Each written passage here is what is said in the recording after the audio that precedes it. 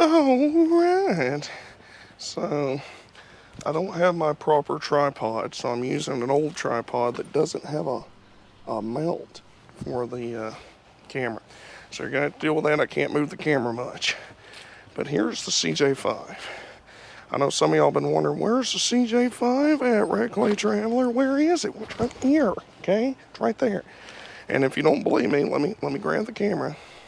I haven't cranked this unit basically since the last video that it was on the channel, which however many months ago. So I'm going to say 6 months. So you can see by the growth on the side of it, sitting under these trees, right? You can see the growth on the fenders and stuff. There's debris laying on the hood. All this. Doesn't even have a battery in it right now. It is leaked inside it a little bit. Honestly, not too bad.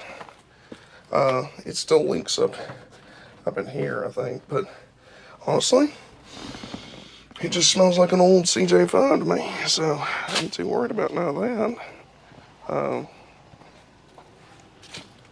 So anyway, we're going to try to put a battery in it that may or may not be dead. And see if it'll bust off. So we're going to put the camera, like I say, I can't move it a whole lot, but we're going to put the camera somewhere nearby. And we're going to see if it'll bust.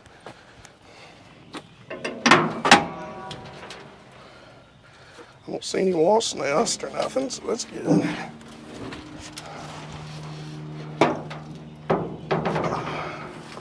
Now this unit is actually currently for sale. I've got this unit for sale. I've got the 2-wheel drive Willys for sale. Now, that's not what I want, okay? And I'm torn on that. Would it be better to sell the 2-wheel drive Willys, keep the CJ5 because the CJ5 is more usable? Or is it better to keep the 2-wheel drive Willys because of its sheer badassness and sell the CJ5 because the CJ5 is infinitely more replaceable? These are the questions. Now, nobody's beating down my door to buy either one of them, okay? So, I don't know that we really have to worry about it, but it is for sale. And I've done an absolute ass ton of work to this truck, to this Jeep, because y'all seen it on the channel. Plus, I've done work to it that y'all ain't even seen, all right? So there's a lot of money tied up in this unit. So it ain't gonna be free. And it's YouTube famous, so there's that. Let's take this battery that also hasn't been used in months and see if this thing will bust. I think it will. It might need a little coaxing, but this is a deep cycle marine battery. This is my crank any Jeep you want battery right here. This one's cranked FC 170s, 150s, Willys trucks, 56, 60, 49s. CJ5s. It's crank boats and all kinds of crap. So it's a good battery. Let's see here.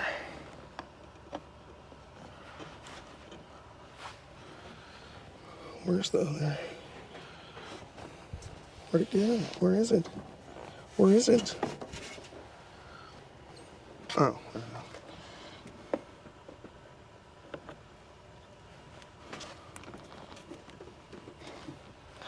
Now this thing's real finicky with these terminals when it hasn't sat for months. So I don't know if it's gonna, I'm probably gonna have to monkey it because it doesn't get a good connection because those ends on those cables aren't the best.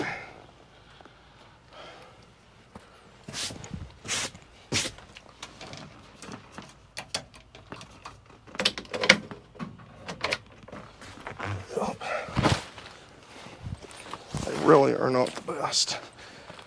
And this battery very well could be completely dead as well. But we got to get it to have good enough connection first to find that out. And these are corroded all to hell. So, and the terminal's corroded. I'll try to move you closer, but it's not easy because I don't have, like I keep saying, I don't have my proper equipment today. So I'm going to try to, I don't have a battery terminal cleaner, but we're going to scrape this terminal with a razor blade and see if we can get some connectivity. If it works, I'm going to drive it over to the shop because I want to change the valve cover gasket. I need to do the rear axle seal that's leaking like hell. So there's things to do to it. Whether I sell it or keep it, it needs to be done. And it's summertime. This is time to be driving the CJ5. And I know if I start driving any amount, I'm going to keep it. So, because I do fancy this unit.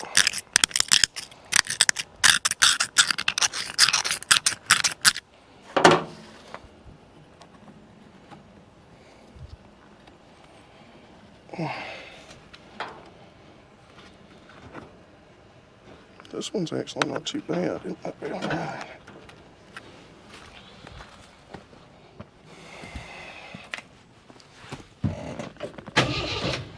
Alright, we got battery connectivity. Alright. Now let's see if it'll bust off. I want you to stay here and watch. And you let me know if it busts off, okay? We're gonna have to go in here and jump and dance on the throttle and choke it and whatnot, but we're gonna give it the old college try.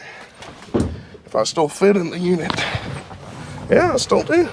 My gut's touching the steering wheel a little bit, but that's alright. That's okay.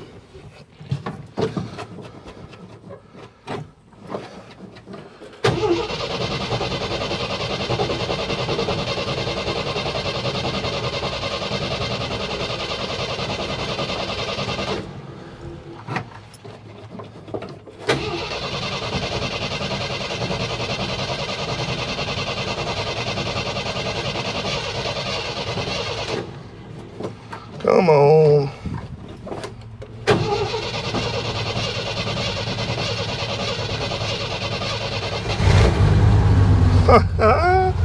It needs a little bit of loving. We'll leave it on high idle for a minute. Probably should check the oil in it, but I don't see no puddle underneath it, so it's probably fine. Well, we got a massive fuel leak, so that's good.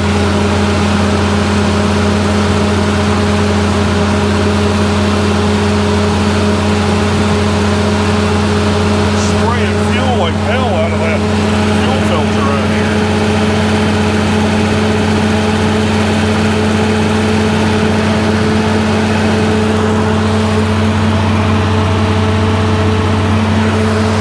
Let me get a zip tie and see if I can't fix that. Gas doesn't smell sour, so that's good.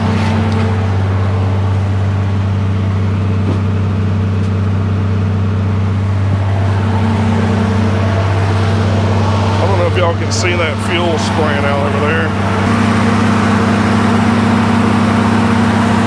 It's hard to show you.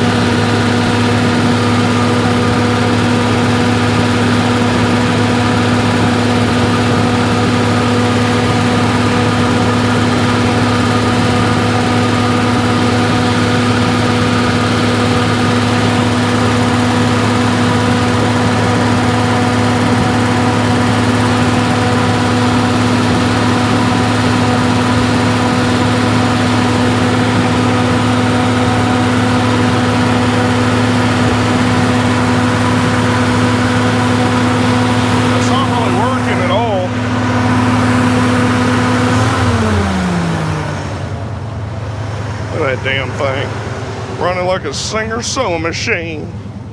Hell yeah, it is a fine unit. I don't know who I'm kidding. I ain't gonna sell it. I don't know why I kid when I sell. It's a bad thing to be like this, is what I'm saying. Get attached to inanimate objects or sometimes animated objects like a Jeep, you get attached to them, you know, and it ain't healthy. It ain't good for business.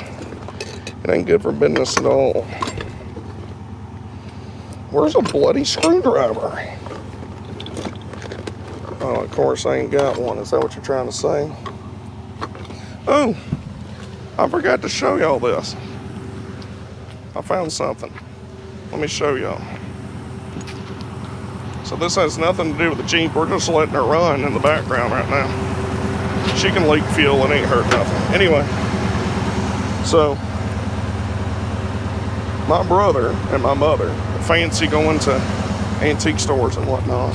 And I don't believe I showed y'all this. So I'm going to show you now. If y'all know anything about World War II and the commandos, the British commandos, then you'll be familiar with this. All right.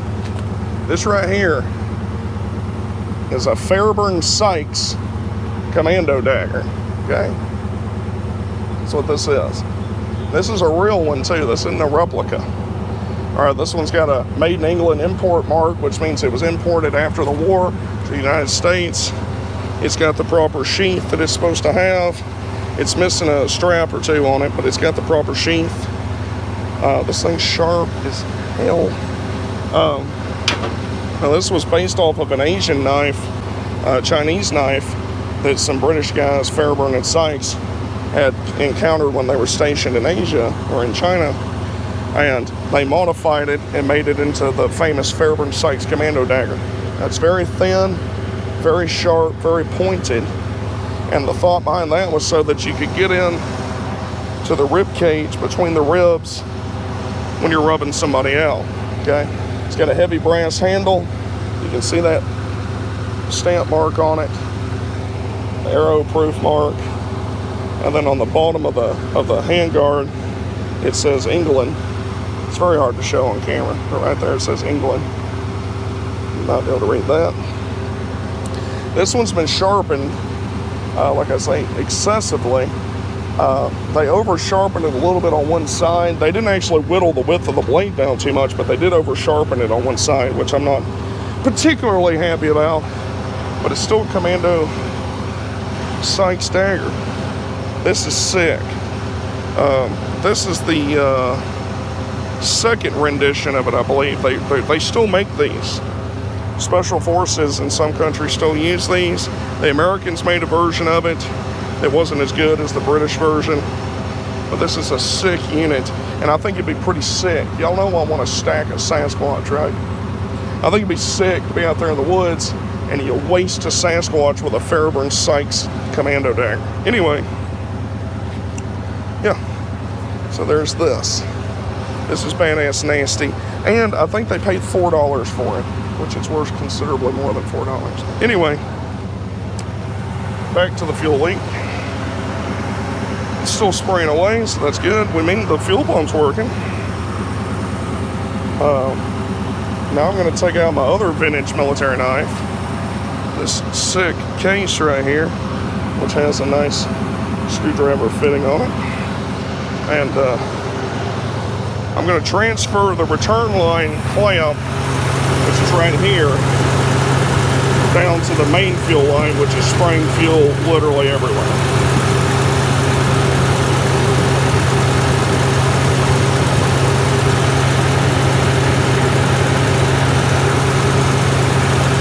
Or maybe that is the one that was leaking. I believe it is.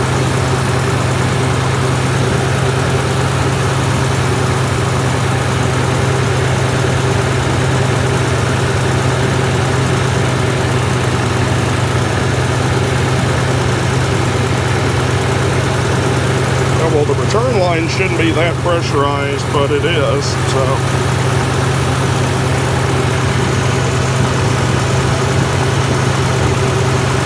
Not entirely sure why. Don't really like that, but it is, so.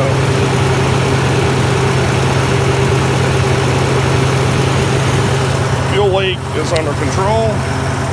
Unit is running quite nice. Very nice, actually.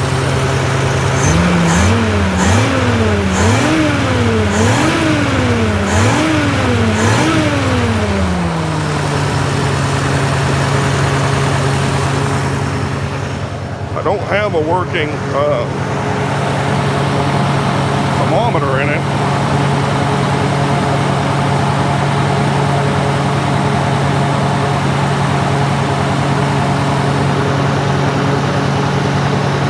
So I don't know how hot it gets. We're going to check the radiator here. It's got fluid in it and it's flowing, so that's good. It never overheated before anyway. I'm sorry if y'all can't hear me, but you know, CJ5 mania. Alright. Let's see, let's turn the camera a wee bit. I have no idea how much gas is in it, because my gauge doesn't work. So I'm gonna go ahead and drive it over to my brother's house, which isn't that far. And just find out how much gas is in it, I reckon, you know. That always seems like a good idea. And find out if the brakes still work, you know. Find out all this at once. Let me grab something to tighten the battery terminals. So I've been traveling so much and spending time with my girlfriend and all that I haven't messed with this Jeep at all in a while, since I noticed that leak in the rear axle. So now that I got it for sale, it prompts me to do something to it, just because that makes sense, you know. Too bad, of course it is. Must be Medtronic. I don't know why it is, but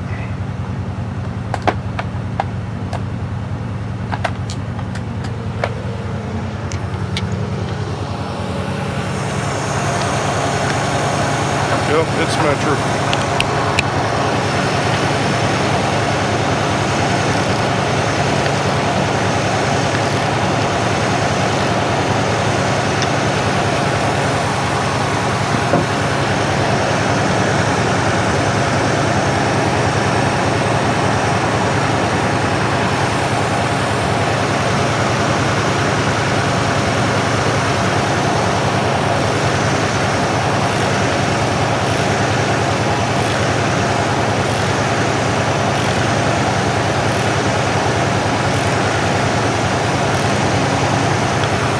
That's tight as Dick's hat band. Things seem to be running properly. It ain't stalled, it ain't missing. I'd say we're good to go.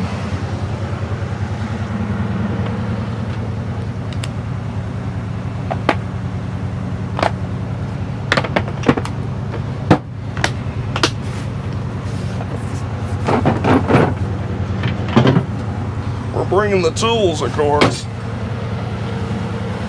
This door I never have gotten adjusted right, so we kind of flip-flappities. But I'm going to take them off here anyway because it's summertime and we need to be cruising, alright? So I'm going to just gonna take this mofo off, alright? Let me just take the passenger door off.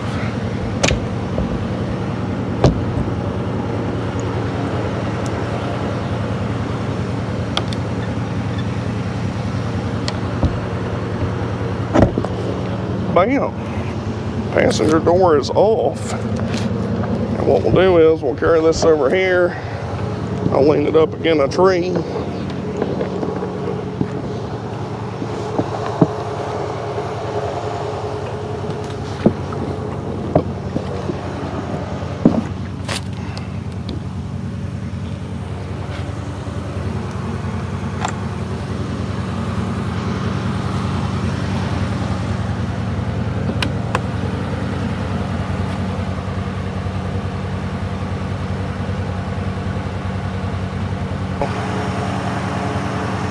This will be a short video once I edit out all the pauses and stuff, but just wanted to show y'all that CJ5 is still alive, still runs, does a show, and it is for sale right now. But I've had lots of stuff for sale that I never sold, and I've sold things I didn't even have for sale, you know, so I'm the Regular Traveler. I'm going to see if I can't make it a very short distance in a shoddy 1980 AMC, which was low-key shoddy when it was brand new, but you know what? We love them anyway, you know what I'm saying? All right, anyway. I'm the Regular Traveler. We love you and we need you. And don't forget to smash that subscribe button. And y'all been doing real good on that, by the way.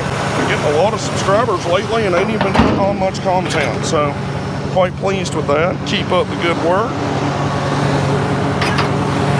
Let's see if the old 5 still moves around. I'll catch you on the flip side. Remember, Willie's for life, Jeep for life, AMC's, baby. AMC's. Look at that bad boy right there. Look at him. Look at him. Isn't he cute? Look at him. Got one door off, so we're sure enough white trash. Look at that. Sure enough. That's for maximum airflow.